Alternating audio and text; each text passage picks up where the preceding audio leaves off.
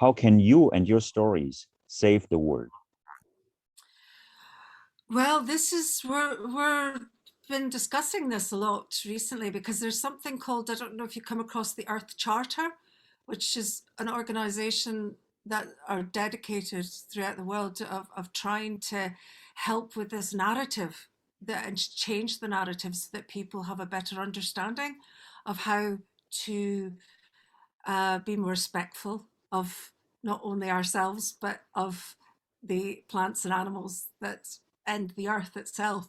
And there's been a lot of discussions at the storytelling festival. We do this every year, and this especially now with in Glasgow, just down the road from me, is the COP2, the climate summit is happening. It started today, and so one of the things we've been talking about is how can storytellers help change the narratives out there, because there's a lot of negative narratives, or inaccurate ones, and not just talking about climate but just even about um, how there's lots of sort of, I suppose, fake news. I hate using that word, but there's just so much stuff out there. There's stories that are being told that sometimes are quite damaging to people.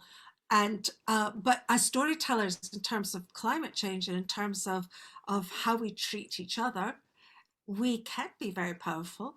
I know sometimes it's just a drop in the ocean, but as they say, one seed can be very important. Just by planting one seed, you can make a difference. By planting one tree, you can make a difference. So if through our stories we get people to think more about these issues, then through a gentle way, through a way of kind of engagement and positivity and discussion. And I think that's also a vital thing, that storytelling should actually spark discussion. Sometimes it shouldn't always entertain and be lovely and funny and cheerful. It sometimes needs to, these stories need to actually get us to think